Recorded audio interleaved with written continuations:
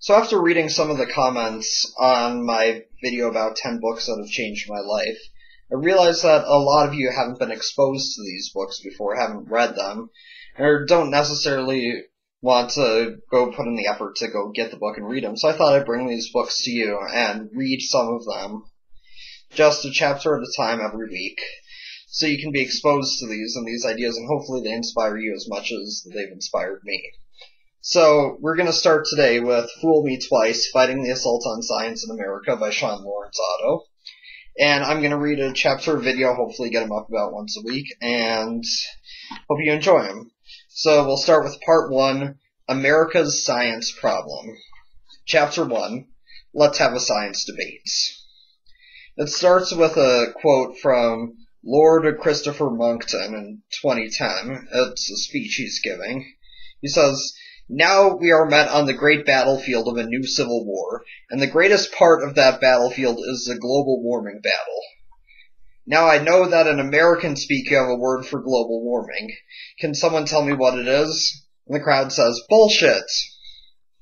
Now look here, Barack Hussein Obama has just flown over in Marine One and landed on the White House lawn. He is now hiding behind the drapes in the Oval Office. He cannot hear you. Global warming is? Crowd, bullshit. That's better. I think he heard that one. So the first section is titled, Houston, We Have a Problem. Whenever the people are well informed, Thomas Jefferson wrote, they can be trusted with their own governments. This sentiment lies at the heart of the American-style democracy that has for more than 2 centuries inspired the world. Much like the invisible hand that guides Adam Smith's economic marketplace, so too does the invisible hand of the people's will guide the affairs of men and women throughout the democratic process. But today the invisible hand seems confused and indecisive. Congress seems paralyzed, unable to act on many key issues that increasingly threaten the economic and environmental vitality of the nation and the planet. Ideology and rhetoric increasingly guide policy discussion, often bearing little relationship to factual reality. And the America we once knew seems divided and angry, defiantly embracing unreason. At the same time, science is exploding around all of us. There is a phase change going on in the scientific revolution, a shifting from one state to another, as from a solid to a liquid.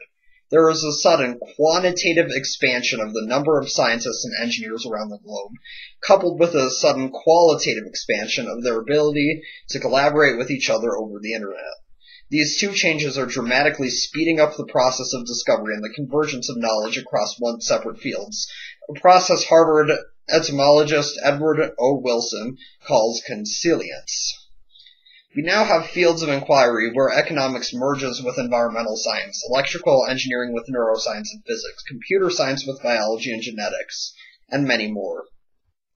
This consilience is shedding new light on long-held assumptions about economics, the world we live in, and the nature of life itself. Over the course of the next 40 years, science is poised to create more knowledge than humans have created in all of recorded history. How that knowledge will impact life and whether our society and our form of government will be able to withstand the rush depends on how we answer political questions we are currently struggling with. There is unfortunately no similar phase change going on in our politics, and therein lies the rub. Can we manage the new science revolution to our best advantage, or will we be its unwilling victims? At the same time we are being overwhelmed by progress, we are facing a host of legacy challenges from the science of the last century that are now being pushed to the forefront by global developments. They include climate change and energy, ocean acidification and overfishing, biodiversity loss and habitat fragmentation, pandemics and biosecurity management, freshwater resource management, transportation, waste management, chemical, biological, nanotechnology, and genetic pollution, population control, national security, science education and economic competitiveness, and economic growth on a finite planet without degrading it. Thanks to early science, we have prospered, but it has come at a cost. We now have a population that we cannot support without destroying our environments, and the developing world is just coming online using the same model of unsustainable developments. We are 100% dependent on science to find ways to preserve our environment and support our population while maintaining health, wealth, freedom, and opportunity. Between these two areas, the wild future that is rapidly emerging and the unresolved past we can no longer ignore, science is posed to whipsaw us in the coming decades like never before. This has the potential to produce even more intense social upheaval and political gridlock at the very time we can least afford them. We have within our grasp the potential to become the shining city upon a hill, a vibrant, creative, and pristine, a beacon to all who love freedom. But we may also slip into decline, sliding day by day, almost without notice, into an environmental and economic morass, resentful and angry with each other over what we are losing, not realizing it is because of our own actions. For health and prosperity to continue, science can no longer be separated from policy making, religion, and economics. In this new age of connectivity, these four great houses of power must learn to work more closely together. But can they? The next section is titled The Silence of the Invisible Hand. Science provides us with increasingly clear pictures of how to solve our great challenges, but policymakers are increasingly unwilling to pursue many of the remedies science presents. Instead, they take one of two routes: deny the science or pretend the problems don't exist. In fact, political and religious institutions over the world are experiencing a reactionary pullback from science and reason that is threatening planetary stability and long-term viability at the very time we need science the most. And nowhere in the world is this pullback more pronounced than in the United States. Can it be that science has simply advanced too far, or that our world has simply gotten too complex for democracy? In a world dominated by science that requires extensive education to practice or even fully grasp, can democracy still prosper, or will the invisible hand finally fall idle? Are Americans still well informed enough to be trusted with their own governments? Judging by Congress, the answer increasingly seems to be no. In an age when most major public policy challenges revolve around science, less than 2% of congresspersons have professional backgrounds in it. The membership of the 112th Congress, which ran from January 2011 to January 2013, included 1 physicist, 1 chemist, 6 engineers, and 1 microbiologist. In contrast, how many representatives and senators do you suppose have law degrees, and whom many suspect avoided college science classes like the plague? 222. It's little wonder we have more rhetoric than facts in our national policy making. Lawyers are trained to create a compelling narrative to win an argument, but as any trial lawyer will tell you, that argument uses facts selectively and only for the purposes of winning the argument, not for establishing the truth. Fear and loathing on the campaign trail. The problem is even more pronounced in presidential politics. Consider climate change, arguably the greatest policy debate facing the planet. In late 2007, the League of Conservation Voters analyzed the questions asked of the then candidates for president by 5 top primetime TV journalists: CNN's Wolf Blitzer, ABC's George Stephanopoulos, MSNBC's Tim Russert, Fox News' Chris Wallace, and CBS's Bob Schieffer.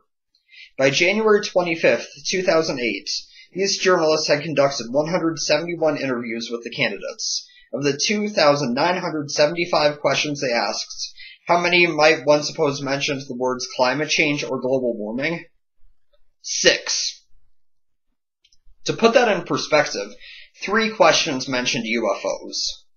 The same could be said of any one of several major policy topics surrounding science. Not a single candidate for president was talking about them. It was like they didn't even exist.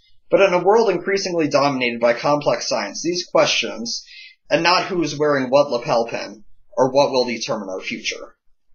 In the fall of 2007, this strange avoidance of science in our national dialogue was also noticed by Charles Darwin's great-great-grandson, Matthew Chapman, who wondered what could be going on. A film director and the screenwriter for such films as 2003's Runaway Jury, Chapman picks up the phone and began calling friends to see if they'd noticed this as well. He reached physicist Lawrence Krauss, science journalist Chris Mooney, marine biologist and science blogger Cheryl Kirschenbaum, and science philosopher Austin Dacey, and this author, and we all agreed that the silence on science issues was astounding. As a group, we founded what ultimately grew into the largest political initiative in the history of science, Science Debate 2008, an effort to get the candidates for president to debate the major science policy issues. He put up a website, placed op-ed pieces in national publications, and reached out to contacts and leading science bloggers. One of those bloggers, Darlene Cavalier of ScienceCheerleader.com, connected us with the U.S. National Academies and became part of our core team. Within weeks, 39,000 people from across the political spectrum had signed on, including several Nobel laureates, prominent scientists, and the presidents of most major American universities, the CEOs of several major corporations, and political movers ranging from John Podesta, President Bill Clinton's former chief of staff on the left, to former House Speaker Newt Gingrich on the right. We had obviously touched a nerve. Feeling affirmed, we then reached out to the campaigns. They ignored us. This is, of course, a classic campaign tactic. You never ever give energy to anything that you wish would go away. You simply do not engage, because the moment you do, there is a story. The thing gets legs, and if you don't have your message already developed, you can lose control of your narrative. Many a campaign has been sunk by violating this cardinal rule. The question was why they wouldn't want to engage. We called Ira Flatow and went on NPR's Talk of the Nation Science Friday. The American Association for the Advancement of Science, AAAS, the U.S. National Academies, and the nonprofit Council on Competitiveness was signed onto our group as co-sponsors. Our steering committee was co-chaired by 2 congressmen, one from each party, and included prominent Democrats, Republicans, and even the leader of the Academy of Evangelical Scientists and Ethicists. Soon we represented more than 125 million people through our signatory organizations. Presidential candidates talk religion, not science. Still, the candidates refused to even return phone calls and emails, so we decided to organize a presidential debate and turned on to the national media outlets for help. This being science, we brought on as broadcast partners PBS's flagship science series Nova and the news program Now on PBS. David Brancacho, Now's host, would moderate. We set a date shortly before the all-important Pennsylvania primaries and teamed up with the venerable Franklin Institute in Center City, Philadelphia to host. But despite the urging of advisors like Emily's List co-founder Ellen Malcolm, who was involved with Senator Hillary Clinton's campaign, and Nobel laureate Harold Varmus, who was supporting Senator Barack Obama, both of these candidates refused invitations to a debate that would center on the U.S. economy and science and technology issues. Senator John McCain ignored the invitation entirely. Instead, Clinton and Obama chose to debate religion at Messiah College's Harrisburg, Pennsylvania campus, where ironically they answered questions about science. How, it's reasonable to ask, has American political culture come to a point where science can be discussed only in a forum on religion? What little news coverage of this stunning development there was didn't seem to affect the campaigns at all. The candidates continued their policies of non-engagement. By then it wasn't just scientists who thought this was odd. Science Debate and the nonprofit Research America, which works to make medical research a higher national priority, commissioned a national poll and found that 85% of the American public thought that the candidates should debate major science issues. Support was virtually identical among Democrats and Republicans. Religious people clearly were not put off by the idea. It seemed that the candidates alone were reticent. Something in American political culture had made science taboo. With the window closing for a debate before the endorsing conventions, after which point the Democratic and Republican Party controlled the Commission on Presidential Debates would take over, we recruited marine scientist and former AAAS President Jane Lupchino to organize a debate in Oregon in August. Obama and McCain refused this one too, opting instead to host yet another faith forum, this time at Saddleback Church in Lake Forest, California. The scientific, academic, and high-tech communities were stunned. They saw it as a rebuke and a travesty of American politics. Science has been responsible for roughly half of all U.S. economic growth since World War II, and it lies at the core of the most major unsolved policy challenges. How could people who wanted to lead America avoid talking about science?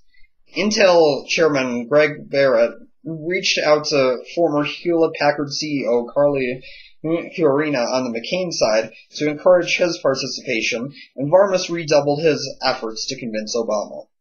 Meanwhile, our supporters had submitted more than 3,400 questions that they wanted us to ask the candidates. Working with several leading science organizations, we pulled them into the 14 top science questions facing America and released them publicly. The candidates still ignored us. Are there really two sides to every story? To be fair, the problem wasn't limited to the candidates. They were aided and abetted in their non-engagement by American journalism. Here was virtually the entire U.S. science enterprise, the most powerful engine for economic growth and human advancement in world history, calling for the candidates to debate key science topics like climate change, healthcare, and energy. The candidates were dodging the questions, and almost no media outlets would cover it.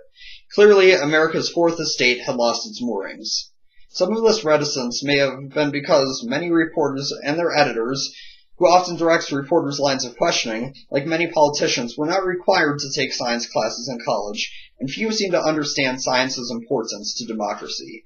In a time dominated by science, this poses some serious concerns. Another part of the problem may be that journalists, scientists, and politicians approach questions of facts with different perspectives. Journalism. There are always two sides to every story. Bob says 2 + 2 = 4. Mary says it is 6. The controversy rages. Science. Most times one side is simply wrong. I can demonstrate using these apples that Bob is right. Politics. How about a compromise? New law, 2 + 2 = 5. The problem with the modern journalistic approach is that it falls short of full reason. Journalistic techniques used to be employed as a means of fact-checking, somewhat akin to scientific research. For example, reporters would get multiple sources to corroborate a story, which is an account of events in reality, or they wouldn't run the story. But today, some journalists don't even attempt to establish the reality or truth of a story. Instead, they go out of their way to present both sides, as if this were admirable. The first casualty of this approach is journalism's own credibility and its ability to speak truth to power. If one side's account is untrue and corroboration to determine which story is correct is not pursued, journalism becomes not just a meaningless relayer of information without regard to its reliability, but also weighted toward extreme views. And this inevitably fuels the extreme partisanship we see in public dialogue today. It should be noted that many journalists argue that their job is not to attempt to establish truth, but simply to relay information. This laissez-faire view has come to dominate mainstream national political journalism. NBC News' chief White House correspondent during the George W. Bush administration, David Gregory, put it quite clearly in his defense of the White House press corps for not pushing President Bush on the lack of credible evidence of Saddam Hussein's weapons of mass destruction and the inconsistencies of his rationale for invasion before the United States entered Iraq. I think there are a lot of critics who think that if we did not stand up and say this is bogus, and you're a liar, and why are you doing this, that we didn't do our job, said Gregory. I respectfully disagree. It's not our role. The fact that much of the mainstream press doesn't view it as their role to record the objective story of the nation puts science in the especially precarious position of being just one of many warring opinions, and it erodes our ability to make sound judgments. Similarly, the tendency of politicians to look for compromises on disputed questions of facts, instead of basing decisions on an objective standard of knowledge, which now, according to some, is no longer the role of the press, is eroding the country's ability to solve its problems, leaving it mired in ongoing rhetorical battles. And by allowing the teaching of alternative theories to evolution or climate change in science classes, those same politicians damage our children's ability to learn the importance of facts and critical thinking and to compete in a science-driven global economy and a world increasingly impacted by climate issues. This dumbing down of the nation for ideological reasons is, of course, nothing new.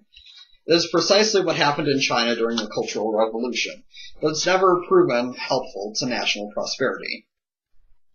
The Science Ghetto. In trying to understand why mainstream journalists weren't covering the important story of the presidential candidates' dodging of science debates, we began probing editors and news directors, and we learned something remarkable.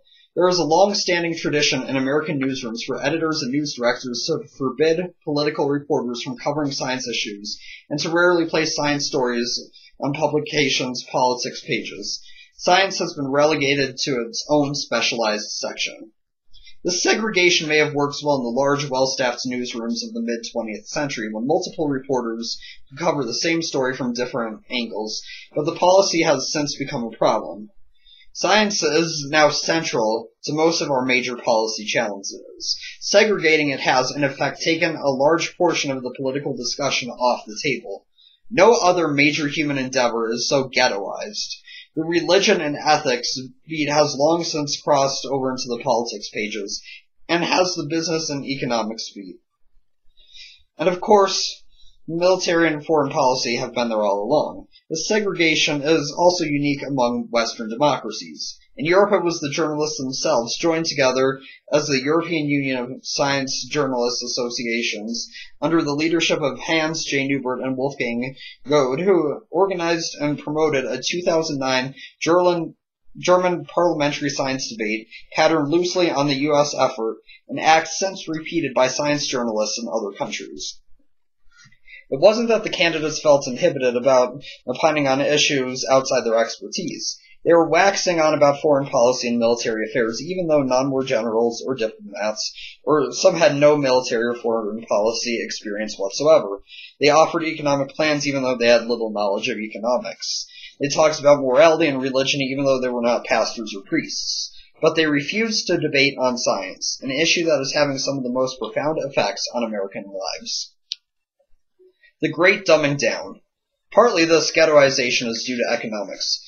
Facing increased competition from cable TV and a free model for news on the internet, American news media has been trimming costs. Among the first things to go were investigative and science reporters. A Joan Shorenstein Center on the Press, Politics, and Public Policy report from 2005, early in the science news crisis, showed that from 1989 to 2005, the number of major newspapers with weekly science sections fell from 95 to 34.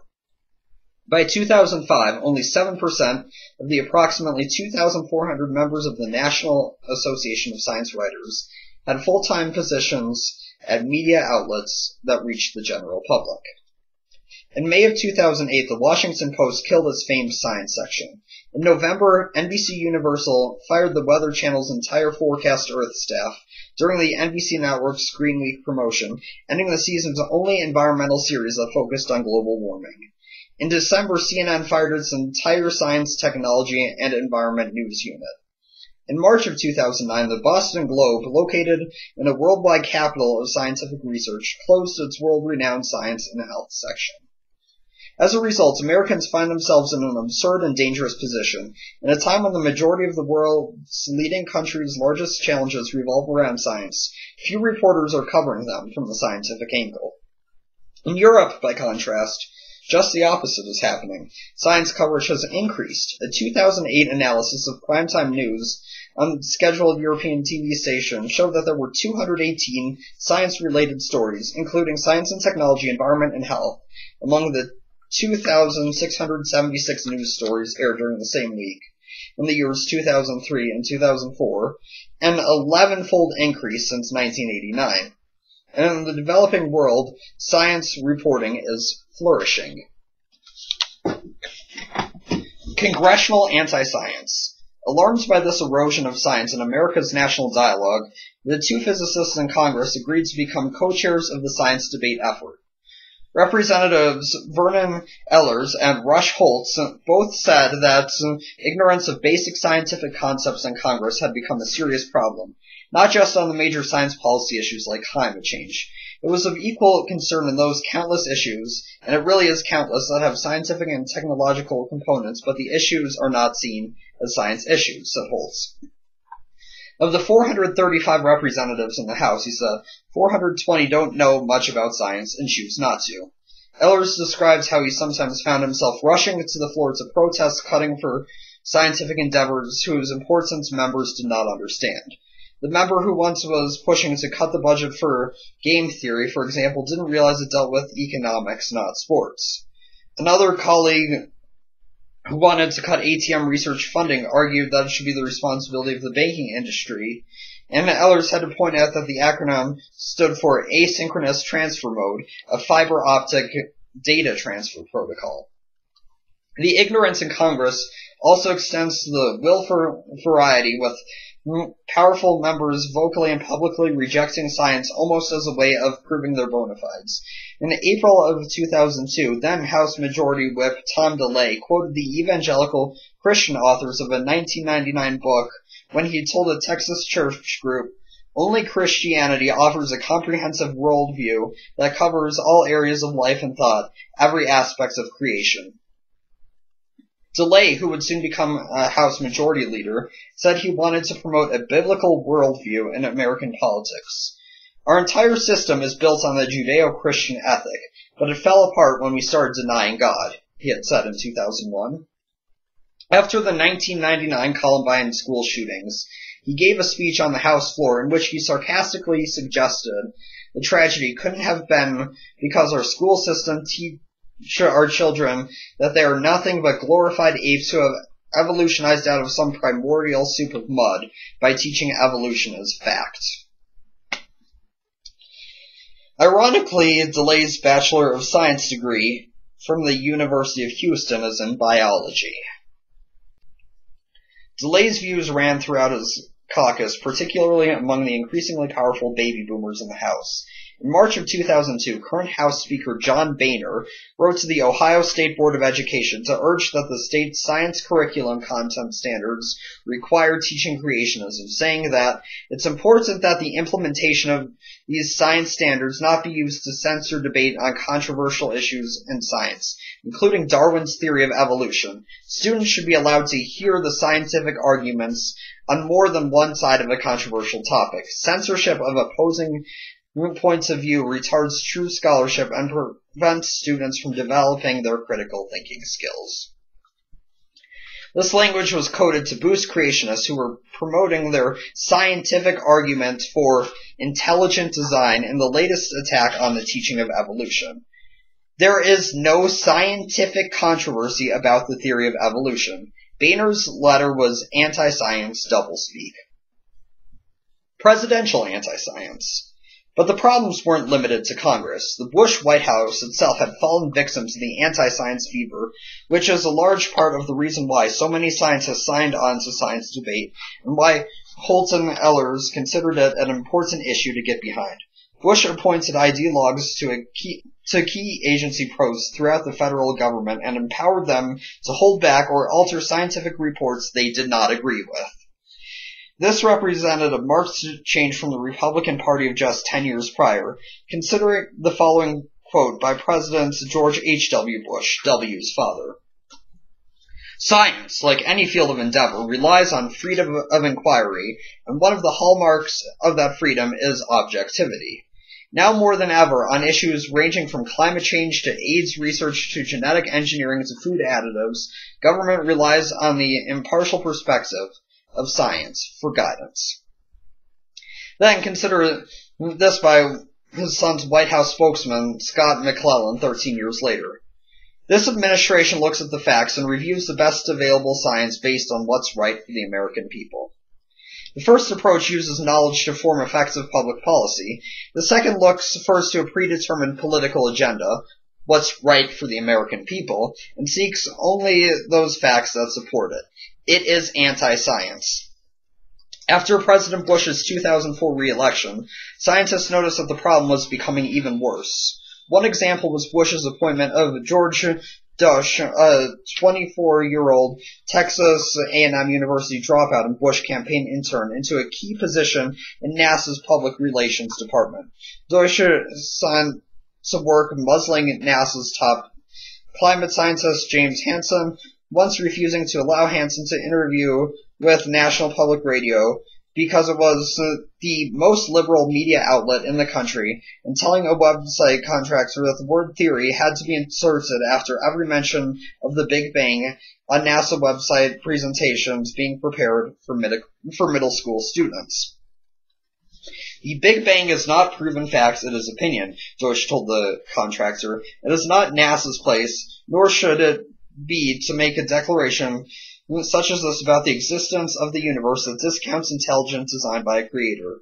This is more than a science issue, it is a religious issue, and I would hate to think young people would only be getting one half of this debate from NASA."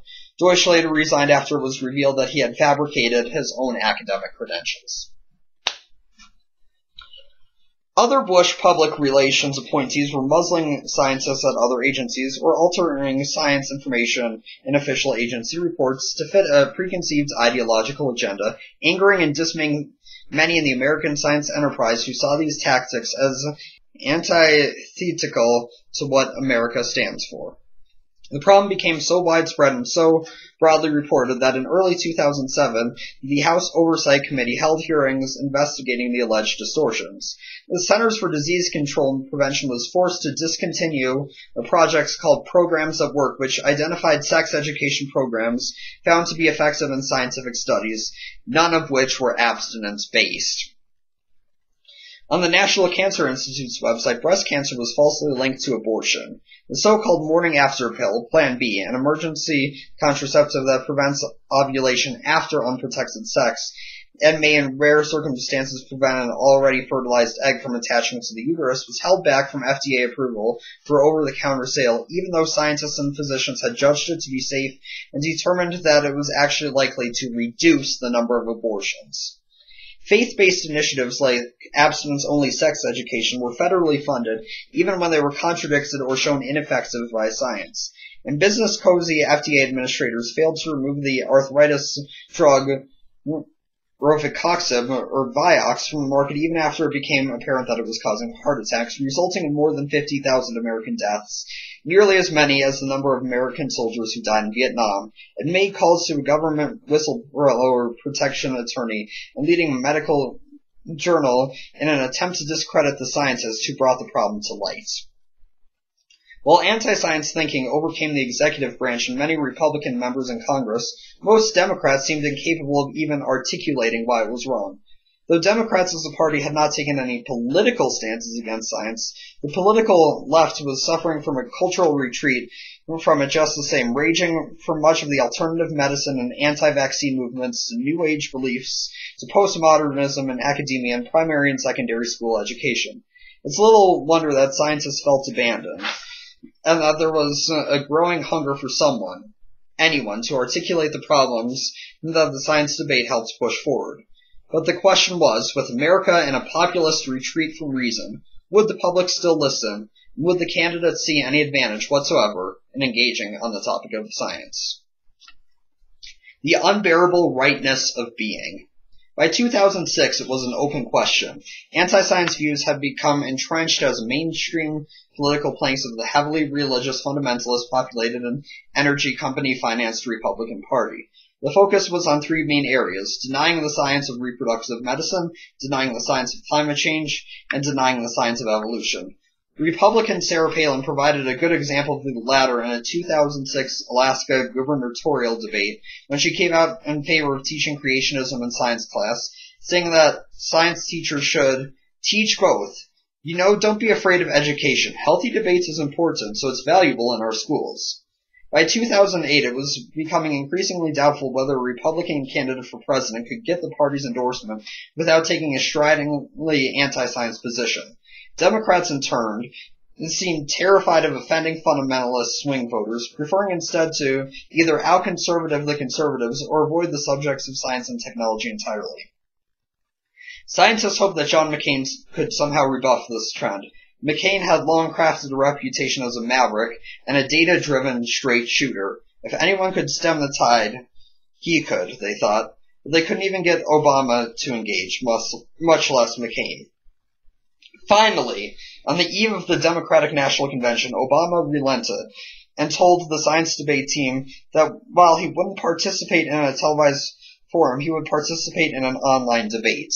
He formed a science advisory team headed by Varmus to help him answer the questions. Scientists were jubilant. Finally, someone was listening.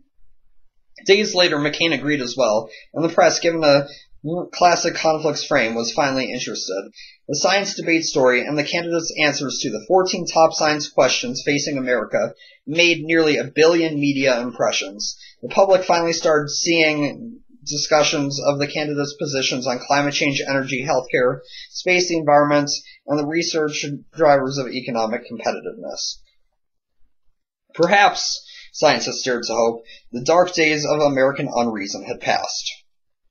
The Empire Strikes Back. But almost immediately there was a backlash. Within days, Palin attacked science earmarks in her first major policy speech as McCain's running mate. Sometimes these dollars, they go to projects having little or nothing to do with the public good, she said. Things like fruit fly research in Paris, France. I kid you not. Palin was promoting her signature issue of Special Needs Children, talking about how the money wasted on ridiculous science earmarks could fully fund the Individuals with Disabilities Education Act. Her nephew has autism, and ironically, there is a fruit fly center for research into autism at the University of North Carolina. The earmark in question was secured by Representative Mike Thompson for research into the olive fruit fly, a widespread problem in Europe that is threatening the rapidly growing U.S. olive industry. I kid you not. Palin followed this with going rogue on McCain by appearing without permission on Christian conservative James Dobson's radio show, where she contradicted McCain's position on stem cell research as stated to Science Debate. Concerned that he might be losing Bible Belt conservatives, McCain swung to the right. During the second presidential debate, he criticized science spending in particular, singling out such congressional science earmarks as a $3 million to study the DNA of bears in Montana. I don't know if that was a criminal issue or a paternal issue, but the fact is that it was $3 million of our taxpayers' money, and it has got to be brought under control.